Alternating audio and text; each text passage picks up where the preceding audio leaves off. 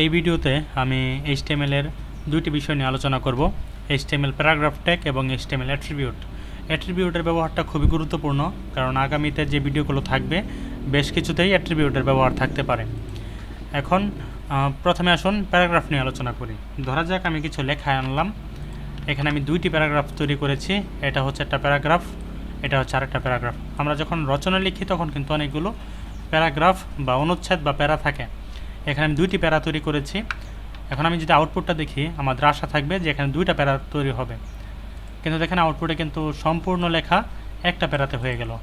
আমি যে এখানে আরও লাইন ভেঙে আরও কয়েকটা প্যারা তৈরি করি, যেমন আমি এখান থেকে যে ভেঙে দিই, দেখেন এখানে তিনটা প্যারা হওয়ার কথা, তবুও কিন্তু আমার আউটপুটে একটা মাত্র প্যারা থাকবে। এখন এই যে প্যারাগুলা, এগুলো আলাদা করার জন্য HTML একটা ট্যাগ রয়েছে। ট্যাগের নাম হচ্ছে HTML এর পি ট্যাগ। এটা করার জন্য আমাকে শুরুতে পি ট্যাগ স্টার্ট করতে হবে এবং যেখানে প্যারাগ্রাফ শেষ হবে সেখানে এটা ক্লোজ করে দিতে হবে। এই প্যারাগ্রাফটা শুরু হয়েছে এখানে, শেষ হবে এই জায়গার মধ্যে, অর্থাৎ এটা হচ্ছে ওপেনিং ট্যাগ, ক্লোজিং ট্যাগ, মাঝখানে অংশটুকু হচ্ছে কন্টেন্ট। দেখেন এটা একটা প্যারাগ্রাফ হয়ে গিয়েছে উপর অংশটুকু। সেম কাজটা এখানে আবার করতে হবে। তো আমি পি ট্যাগ শুরু করলাম, আবার এখানে গিয়ে এটা শেষ করে দিলাম। তাহলে ওপেনিং ট্যাগ, ক্লোজিং ট্যাগ, তাহলে দুইটা প্যারা হলো। এটা একটা প্যারা, এটা একটা প্যারা। এখানে আমি আরেকটা প্যারাগ্রাফ ট্যাগ ইউজ করতে পারি।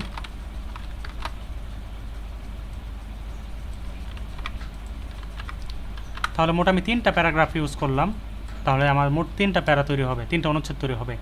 দেখেন তিনটা কিন্তু এখন আলাদা আলাদা অনুচ্ছেদ তৈরি হয়েছে। এই প্যারাগ্রাফ ট্যাগ দিয়ে মূলত এই কাজটা করা হয়। তবে এখানে একটা বিষয় লক্ষণীয়, দেখেন আমরা যখন প্যারাগ্রাফ ট্যাগ ইউজ করি তখন লেখার কিন্তু কোনো চেঞ্জ নাই, লেখাগুলো কিন্তু নর্মাল। প্যারাগ্রাফ ট্যাগ মূলত অনুচ্ছেদ তৈরি করে। আপনি যখন এক লাইনের মধ্যে পি ট্যাগ ইউজ করবেন তখন কোনো পার্থক্য পাবেন না। এক্সাম্পল দেখাচ্ছি, যেমন আমি এখানে লিখলাম হাইপার টেক্সট মার্কআপ ল্যাঙ্গুয়েজ। এটা আমি এখানে কোনো ট্যাগ ইউজ করিনি, আমি যে আউটপুট দেখি নর্মাল টেক্সট দেখাচ্ছে। এখন আমি যেখানে পি ট্যাগ ইউজ করি, এরপর যে আমি আউটপুট দেখি, তবু কিন্তু বিষয়টা সেম থাকছে, অর্থাৎ পি ট্যাগ লেখার মধ্যে কোনো ইম্প্যাক্ট তৈরি করে না। পি ট্যাগ ইউজ করা হয় প্যারাগ্রাফ তৈরি করার জন্য। এই কারণে আপনি যখন এক লাইনের মধ্যে পি ট্যাগ ইউজ করবেন বা আপনার ওয়েব পেজে যখন একটা মাত্র প্যারাগ্রাফ থাকবে তখন এটার কোনো চেঞ্জ থাকবে না। যেমন আমি অনেকগুলো লাইন লিখছি, দেখেন এখানে আমি অনেকগুলো লাইন তৈরি করেছি, বিশাল লাইন।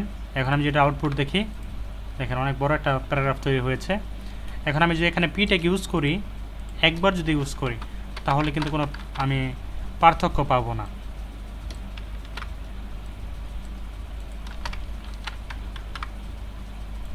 সেম আউটপুট পাচ্ছি। মূলত HTML এর যে নর্মাল টেক্সটগুলো, সাধারণ যে লেখাগুলো থাকে, এগুলো পি ট্যাগের ভিতরে রাখা হয়।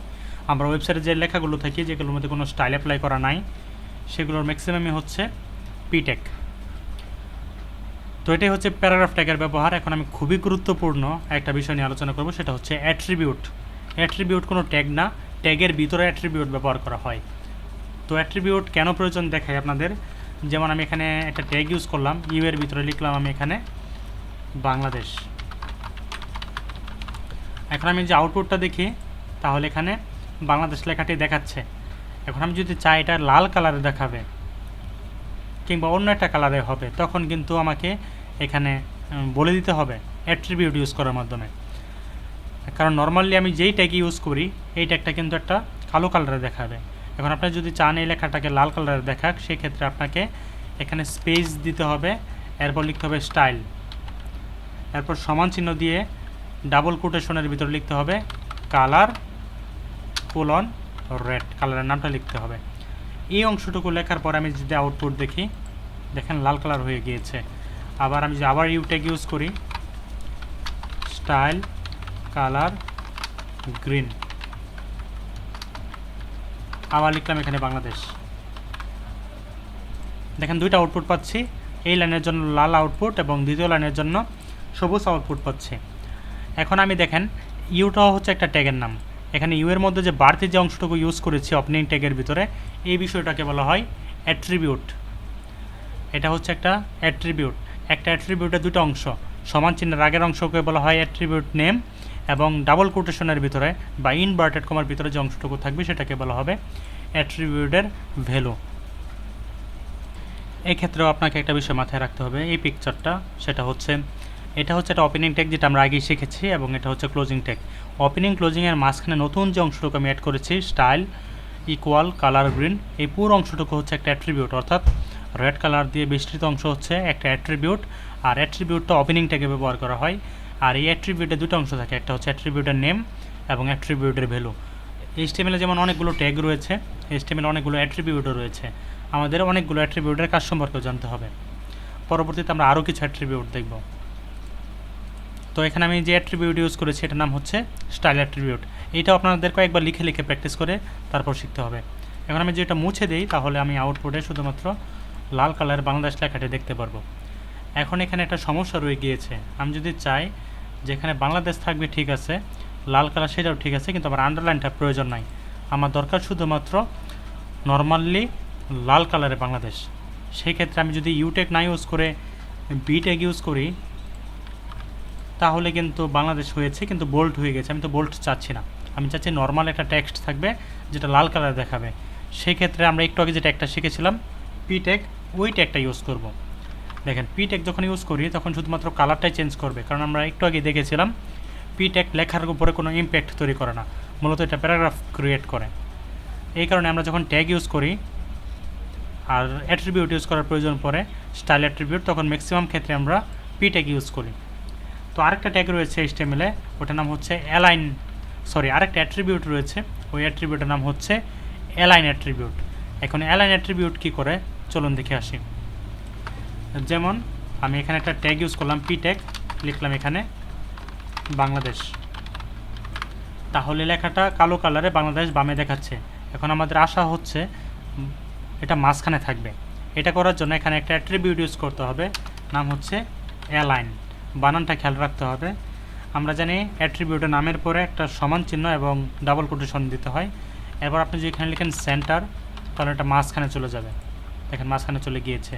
আবার এখানে আমি যদি ইউজ করি রাইট তাহলে এক্ষেত্রে এটা ডানে চলে যাবে, দেখেন ডানে চলে গিয়েছে। তো আমি যদি তিনটা অ্যাট্রিবিউট একসাথে ইউজ করি, লেফট সেন্টার রাইট, দেখেন এটার কারণে এটা বামে, এটা না ইউজ করলেও চলতো, কারণ নর্মালি লেখা বাম থেকে শুরু হয়। এটা দিয়ে লেখাটা মাঝখানে চলে গেছে এবং এটা ইউজ করার কারণে লেখা ডান দিকে চলে গেছে। অর্থাৎ আমি এখানে অ্যালাইন নামে অ্যাট্রিবিউট ইউজ করে লেখাটা বামে ডানে মাঝখানে হবে কিনা সেটা কন্ট্রোল করতে পারি। আপনি চাইলে একটা ট্যাগের ভিতরে একাধিক অ্যাট্রিবিউট ইউজ করতে পারেন। যেমন এটা মাঝখানে দেখাচ্ছে, আবার চাচ্ছেন এটা লাল কালারে দেখাবে, সেক্ষেত্রে ইউজ করবেন স্টাইল কালার রেড। এখন যে আউটপুট দেখি তাহলে এইখানে দুইটা প্রভাব পড়েছে, একটা হচ্ছে অ্যালাইন সেন্টারের প্রভাব, যার কারণে সে মাঝখানে চলে গেছে, এবং স্টাইল কালার রেড ইউজ করার কারণে লাল কালার দেখাচ্ছে। এই বিষয়গুলো কিন্তু আপনাকে বারবার খাতায় লিখে প্র্যাকটিস করতে হবে, অন্যথায় চিহ্নগুলো ভুল হয়ে যাওয়ার সম্ভাবনা রয়েছে। তো পরবর্তীতে আমরা আরও কিছু অ্যাট্রিবিউট দেখব। এখানে এটা মনে রাখবেন অ্যাট্রিবিউটের দুইটা অংশ থাকে, একটা হচ্ছে অ্যাট্রিবিউটের নেম, অ্যালাইন হচ্ছে অ্যাট্রিবিউটের নেম, এবং ডাবল কোটেশনের ভিতরে যে অংশটুকু থাকবে সেটাকে বলা হবে অ্যাট্রিবিউট ভ্যালু। যেমন আপনার নাম ধরেন সাকিব, সেক্ষেত্রে যে আপনার নামে একটা অ্যাট্রিবিউট থাকতো তাহলে এরকম হয়তো বিষয়টা। এরপর আপনি এখানে ভ্যালুটা বসাইতেন, অর্থাৎ অ্যাট্রিবিউটের নামের পরে ডাবল কোটেশনের ভিতরে অ্যাট্রিবিউটের ভ্যালু দিতে হয়। ধন্যবাদ।